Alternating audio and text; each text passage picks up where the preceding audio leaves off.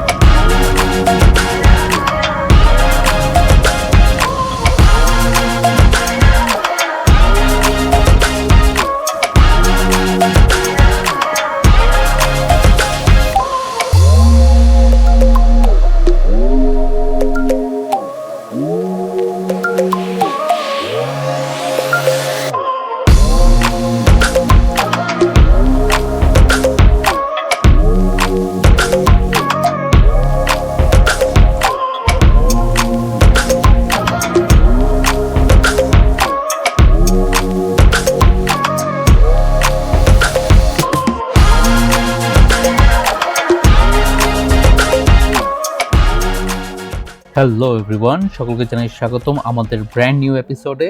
এখন আমরা আছি নেপালে ত্রিভুবন ইন্টারন্যাশনাল এয়ারপোর্টে। ঢাকা থেকে নেপালে কিভাবে আসলাম তা আপনারা কিছুক্ষণ আগেই দেখতে পারলেন। নেপালের ইমিগ্রেশন প্রসেস ছিল খুবই স্মুথ। আধা ঘন্টার মধ্যে ব্যাগেজ ক্লেম থেকে শুরু করে ইমিগ্রেশন প্রসেস সব কিছু কমপ্লিট হয়ে গিয়েছে। ঢাকা থেকে আমাদের ফ্লাইট ছিল বিকাল 4:30-এ। ঠিক 1 ঘন্টা পরে আমরা পৌঁছে যাই ত্রিভুবন ইন্টারন্যাশনাল এয়ারপোর্ট কাঠমান্ডুতে। নেপালের থেকে বাংলাদেশের টাইমিংয়ের পার্থক্য শুধুমাত্র 15 মিনিটের। বাংলাদেশে যখন 3টে বাজবে, নেপালে তখন 2:45 বাজবে। মানে নেপাল আমাদের থেকে 15 মিনিট পিছিয়ে আছে। এবং এই হিমালয়ান এয়ারলাইন্সে আমাদের জনপ্রতি খরচ পড়েছিল 45,000 টাকা রাউন্ড ট্রিপ। আমরা এখন এয়ারপোর্ট থেকে বেরিয়ে ট্যাক্সি কল করে নেব। এখানে বেসিক্যালি 2 ধরনের অ্যাপ ইউজ করা হয়। একটা হচ্ছে আমাদের দেশীয় যে অ্যাপ আছে পাঠাও, এবং দ্বিতীয়টি হচ্ছে ইনড্রাইভ। এখন সময় সন্ধ্যা 6:45। আমরা এয়ারপোর্ট থেকে বেরোনোর পরে সরাসরি ইনড্রাইভে কল করে নিলাম ট্যাক্সি। কিন্তু এখানকার ট্যাক্সি ড্রাইভাররা একটু কেমন যেন, মানে ওনারা পিক আপ পয়েন্টে আসতে চান না। ট্যাক্সি এসে এয়ারপোর্টের গেটের বাইরে দাঁড়াবে, ওখান থেকেই উঠতে হবে। সো আপনার যদি লাগেজ থাকে তাও তারা ভিতরে আসবে না, কারণ ভিতরে আসে নাকি তাদের এক্সট্রা চার্জ গুনতে হয়। হোয়াটসএভার আমরা গাড়ি কল করি এবং গাড়ি কল করার 20 মিনিট পরে সে গাড়িটা আসে। তো মিনওয়াইল যখন আমরা দাঁড়িয়েছিলাম, মানে আশপাশে এত দালাল বা ট্যাক্সি ড্রাইভাররা আছে, ওরা ফোর্সফুলি আপনাকে তাদের গাড়িতে উঠায় নেবে আর কি, এরকম একটা অবস্থা। আমরা এখন রওনা দিয়েছি আমাদের হোটেলের উদ্দেশ্যে। আমাদের হোটেলের নাম হচ্ছে দ্য ফ্লক ইন্টারন্যাশনাল। আধা ঘন্টার জার্নির পরে আমরা চলে এসেছি আমাদের হোটেলে। চেক ইন করার পর এই হচ্ছে আমাদের রুম। চলুন আমাদের রুমের ভিউটা আপনাদেরকে দেখিয়ে দিই। যেহেতু আমরা কাঠমান্ডুতে 1 রাতের জন্য থাকছি, সেহেতু আমরা একটি বাজেট রুম সিলেক্ট করলাম। রুমে লাগেজ রেখে আমরা চটজলদি বেরিয়ে পড়লাম কিছু খাবারের জন্য। আমাদের হোটেলের পাশে আরেকটা হোটেল আছে, সেখান থেকে আমরা ডিনারটা করে নেব। যাবার আগে রিসার্চ করে গিয়েছিলাম আমরা শুধুমাত্র নেপালি স্পেশাল ফুডগুলোই ট্রাই করব। যেমনটা রয়েছে ঝোল মোমো, সাথে রয়েছে বাফ সেকওয়া। এখানে বাফেলো মিটটা আবার খুব পপুলার। টেস্টটা খুবই স্পাইসি, কিন্তু খেতে গেলে মাড়িতে বেশ জোর থাকতে হবে। খাওয়া দাওয়া শেষে হোটেলে ফিরে দেখি বেশ জমজমাট একটা লাইভ মিউজিক শো হচ্ছে। ভাবলাম এখানে কিছু সময় বসে ক্লান্তিটা দূর করা যাক। নেপালে যে আমাদের আইটিনারি রয়েছে তার মধ্যে আমরা 3টে জায়গা কভার করছি। এক হচ্ছে কাঠমান্ডু, দ্বিতীয় হচ্ছে পোখারা এবং তৃতীয় হচ্ছে নাগারকোট। প্রথমে আমরা আজকে 1 রাত কাঠমান্ডুতে কাটাবো। আগামীকালকে সকাল আমাদের বাস রয়েছে পোখারার উদ্দেশ্যে, এবং তারপর পোখারা ভ্রমণ শেষে আমরা নাগারকোট হয়ে ফিরে আসবো কাঠমান্ডুতে। আমাদের বাস ছাড়বে থামেল এরিয়ার সরাগুটি বাস স্টেশন থেকে। পোখারাগামী সব বাসগুলো এই এরিয়া থেকেই ছেড়ে যায়। দেখা হচ্ছে আগামীকাল সকালে বাস স্টেশনে। গুড মর্নিং এভরিওয়ান, আমরা সকাল সকাল চলে এসেছি আমাদের থামেল এরিয়ার সরাগুটি বাস স্টেশনে। এই যে বাসের সামনে দেখতে পাচ্ছেন, এটাই হচ্ছে আমাদের বাস, যে বাস আমাদেরকে নিয়ে যাবে পোখারাতে। যাত্রার সময় হচ্ছে 8 ঘন্টা লেগে যাবে প্রায়। রাস্তার অবস্থা খুব একটা ভালো নয়, বেশ কিছুদিন ধরে রাস্তায় কাজ চলছে এই নেপালে। আমরা ঠিক সময় মতন চলে এসেছি। 6:30টার দিকে বাস ছাড়ার কথা ছিল, কিন্তু বাস এখন শুনছি ছাড়বে 7:30-এর দিকে। ততক্ষণ অবধি আমরা আশেপাশে ঘুরে নেব এবং যেহেতু সকালে কোনো নাস্তা হয়নি, কোনো একটা হোটেল থেকে নাস্তাও করে নেব। ফুটোর ভেন্ডিং দেখে ঢুকে পড়লাম এক খাবারের দোকানে। দেখলাম গরম গরম ছোলা সেদ্ধ পরিবেশন করা হচ্ছে, সাথে রয়েছে চা এবং সেদ্ধ ডিম।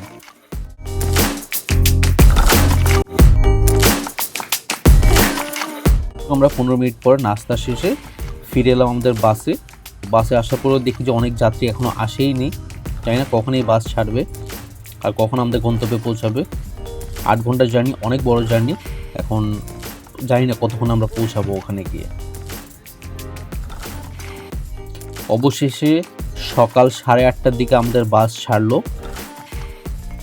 প্রায় 3.5 ঘন্টা পরে আমাদের একটা ব্রেক দিল হাইওয়ের পাশে, যেখানে আমরা লাঞ্চ করে নিলাম। এবং এই যে স্পটে আমাদেরকে দাঁড় করিয়েছিল, এই রেস্টুরেন্টটা আসলে অনেক সুন্দর ছিল। এখান থেকে বেশ ভালো একটা মাউন্টেন ভিউ পাওয়া যায়। মানে আমার তো মনে হচ্ছিল যেন এখানেই এক রাত থেকে যাই। আমরা আশপাশটা একটু ঘুরে নিলাম এখান থেকে। এই রেস্টুরেন্ট থেকে ন্যাচারাল ভিউটা খুবই অসাধারণ।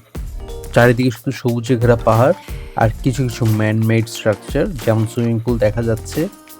এবং সুইমিং পুলের পরেই কিন্তু একটা নদী বয়ে গেছে এখান থেকে। দেখতে এক কথায় অসাধারণ লাগছিল আমাদের। বাইরের টেম্পারেচার এখন 36 ডিগ্রিতে আছে, প্রচণ্ড গরম। নেপালে ভেবেছিলাম যে ঠান্ডা কিছুটা হলেও থাকবে বা গরম কম থাকবে, কিন্তু একেবারেই না, গরম প্রচুর রয়েছে এখানে। দেখা যাক রাতে কীরকম ওয়েদার থাকে।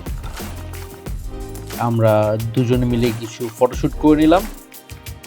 কিছুক্ষণ পরে ড্রাইভার সাহেব ডাক দিয়ে দিল বাসে উঠে পড়ার জন্য। ফিরে চলে এলাম বাসে। আমরা এখন যেখানে আছি সেখান থেকে আমাদের গন্তব্য পোখারায় পৌঁছাতে সময় লাগবে প্রায় 4.5 ঘন্টা। এত সময় লাগার কারণ হচ্ছে নেপালে প্রতি বছরই ব্যাপক পরিমাণে ল্যান্ডস্লাইডিং হয়ে থাকে, যার কারণে তাদের রাস্তাঘাট একেবারে নষ্ট হয়ে যায়।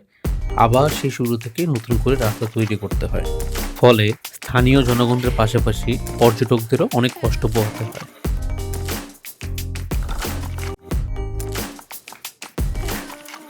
অবশেষে আমরা 8.5 ঘন্টার যাত্রার পরে পৌঁছে গেলাম পোখারার বাস স্টেশনে। বাস থেকে নামার পর হোটেলে যাওয়ার জন্য ইনড্রাইভ কল করি, কিন্তু সেটাই আমাদের জন্য এক ভয়ঙ্কর অভিজ্ঞতা হয়ে দাঁড়ায়। সেখানকার ট্যাক্সি সিন্ডিকেটের কিছু লোকজন আমাদেরকে ঘিরে ধরে। বারবার বলা সত্ত্বেও যে আমাদের ট্যাক্সি আসছে, তারা জোর করে তাদের গাড়িতে ওঠানোর জন্য আমাদেরকে চাপ দিতে থাকেন। এক পর্যায়ে তাদের একজন আমাদেরকে বেশ খারাপ ভাষায় গালিগালাজ করেন। সবচেয়ে হতাশার বিষয়, এই সব ঘটনাগুলো পুলিশের সামনেই ঘটছিল। তারা সেখানে দাঁড়িয়েছিলেন, তারা দেখেও কোনো রকম পদক্ষেপ নেয়নি। পাশে দাঁড়িয়ে থাকা পুলিশ অফিসারটি যখন দেখলো যে আমরা ভিডিও করছি, তখনই সে ওই জায়গা থেকে সে ভদ্রলোককে সরিয়ে দেয়। ইতিমধ্যে আমাদের ইনড্রাইভ চলে আসার কারণে আমরাও সে বাস টার্মিনাল থেকে বেরিয়ে যাই। যাই হোক, ঝামেলার পর আমরা খুব স্বল্প সময়ে ফ্রেশ হয়ে বেরিয়ে পড়লাম দুপুরে লাঞ্চ করার জন্য। এটা হচ্ছে ডাল, এটা হচ্ছে গাজর, এটা হচ্ছে শাক, এটা হচ্ছে চাটনি, এটা হচ্ছে স্যালাড, এটা পেঁপে, এটা হচ্ছে করলা, এটা হচ্ছে একটা vegetable, this is chicken and this is rice. এটাই হচ্ছে থালি, সেট মেনু। অ্যান্ড এক্সট্রা 2টো রুটি নিলাম আমরা। এই খাবারের জন্য আমাদের বিল এসেছিল 535 টাকা। পোখারাতে টপ ট্রাভেল ডেস্টিনেশনের মধ্যে ফেওয়া লেকটা কিন্তু ইনক্লুডেড। এবং এই ফেওয়া লেকের পাশে একটা বেশ জমজমাট নাইট মার্কেট রয়েছে, যেটা ট্যুরিস্টদের কাছে খুবই জনপ্রিয়।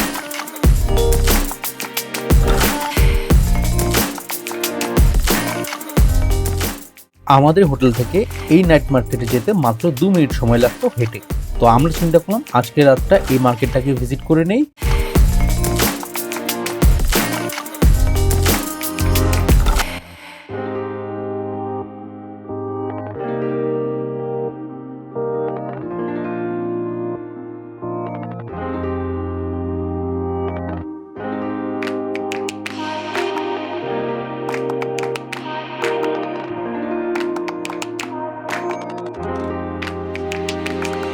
নাইট মার্কেট থেকে হোটেলে ফেরার পথে দেখলাম চিকেন বারবিকিউ করা হচ্ছে একটা দোকানে, এবং এই দোকানটা বেশ পুরনো, প্রায় 40 বছর আগের দোকান।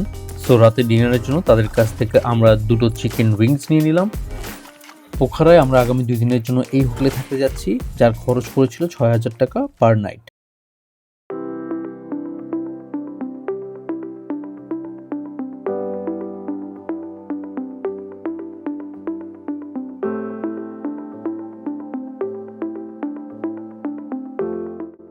আজকে আমাদের নেপালে তৃতীয় দিন এবং পোখরায় প্রথম সকাল। ভরপেট নাস্তা করে আমরা বেরিয়ে পড়লাম আজকে আমাদের মূল গন্তব্যের দিকে, সেটা হচ্ছে অন্নপূর্ণা কেবল কার। আমাদের হোটেল থেকে অন্নপূর্ণা কেবল কার অবধি যেতে খরচ পড়েছিল প্রায় 600 টাকা মতন এবং সময় লেগেছিল প্রায় 30 মিনিট। কেবল কারে করে আমাদের এখন গন্তব্য হচ্ছে সারাংকোটে। সারাংকোট হচ্ছে পোখরার মধ্যে সব থেকে সুন্দর একটি জায়গা, যেখানে ভোরবেলা সূর্যোদয় দেখার জন্য মানুষের প্রচুর ভিড় হয়ে থাকে। নিচ থেকে আমরা টিকিট কেটে নিলাম। টিকিট দু ধরনের হয়ে থাকে, একটা হচ্ছে ওয়ান ওয়ে এবং একটা হচ্ছে বোথ ওয়ে। সো আমরা যেহেতু গিয়ে আবার ফিরে আসবো, সুতরাং আমরা বোথ ওয়ে টিকিটটা নিয়ে নিলাম এবং এই এক টিকিটে আমরা সারাংকোটে চলে যাব এবং সারাংকোট থেকে ফিরে আসবো। এই কেবল কারের টিকিটের প্রাইস হচ্ছে 1000 নেপালি রুপি, যা সমান সমান বাংলাদেশি টাকায় প্রায় 900-950 টাকা। এবং সবশেষে 4 তলা অবধি আমাদেরকে উঠে যেতে হবে, তারপর আমরা কেবল কারটা ধরতে পারবো।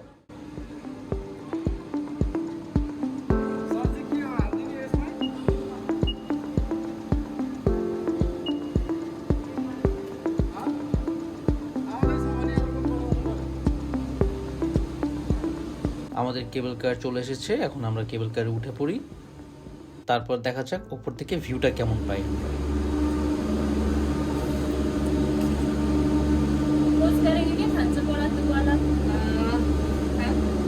ओके ओके ये आप लोगों का फोटो नंबर है, ऊपर स्कैनिंग कर लीजिए फोटो का, और मैं नेक्स्ट टाइम अगर अच्छा लगा तो ले सकते हैं आप लोग। Okay thank you. সমস্যা নাই। আরে বাপ রে, চিৎকার শুনে বুঝতে পেরেছেন আমাদের অভিজ্ঞতা কতটা থ্রিলিং ছিল, এবং আমাদের অভিজ্ঞতাটা ছিল একেবারে অসাধারণ। মনে হচ্ছিল আমাদের কেবল কার ধীরে ধীরে সবুজ এক অরণ্যের মধ্যে হারিয়ে যাচ্ছে।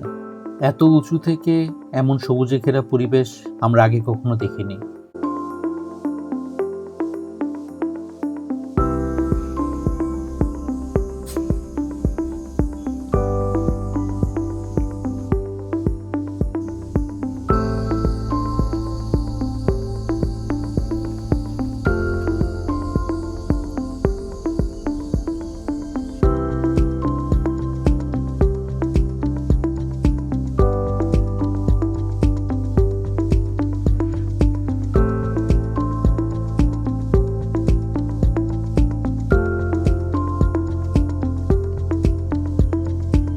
আমাদের কেবল কারের রাইডটি ছিল টোটাল 9 মিনিটের মতো। নেমে দেখি এখানে বেশ কিছু অ্যাডভেঞ্চারাস অ্যাক্টিভিটিসও রয়েছে। এই সব जिप लाइनिंग कितने का? 300 पर पर्सन। कितना टाइम? 10-15 सेकेंड। कहाँ से कहाँ तक? कंपाउंड एरिया में 100 मीटर, यहाँ से एक बार में हो गया, वहाँ से शुरू होता है। अच्छा, स्विंग है, जिप लाइनिंग है, साइकिलिंग भी है। साइकिलिंग भी है। और साइकिलिंग का कितना? 500 पर पर्सन। 500, जिप लाइनिंग का 300 और ये स्विंग का दोनों का 800, एक का 500। दोनों का 800, एक का 500। Okay thank you.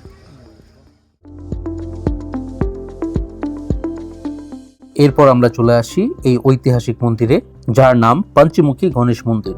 সনাতন ধর্মাবলম্বীদের জন্য এটি অত্যন্ত গুরুত্বপূর্ণ একটি স্থান। এখান থেকে পোখরা শহর আর হিমালয়ের অপূর্ব একটি ভিউ পাওয়ার কথা, কিন্তু হিমালয় কি আর এমনিতেই ধরা দেয়?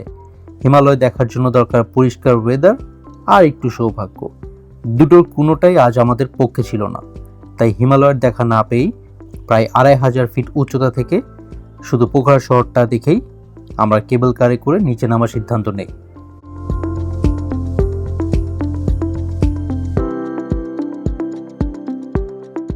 কেবল কারে নামার সময় চারপাশে শুধু পাখির ডাক আর কিছুই নয়। পরিবেশটা এতটাই স্নিগ্ধ আর মায়াবী লাগছিল যে ভাষায় প্রকাশ করা কঠিন।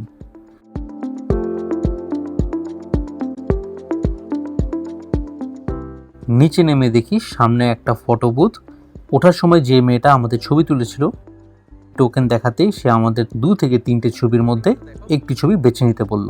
সঙ্গে সঙ্গে ছবিটা প্রিন্টও করে দিল। এই ছবির জন্য আমাদেরকে দিতে হলো 300 নেপালি রুপি, যা বাংলাদেশি টাকায় প্রায় 250 টাকা। আর এই সুন্দর মুহূর্তগুলো নিয়েই এখান থেকে আমরা বিদায় নিচ্ছি। পরের ব্লগে আবারও দেখা হবে। ততক্ষণ অবধি take care and keep travelling.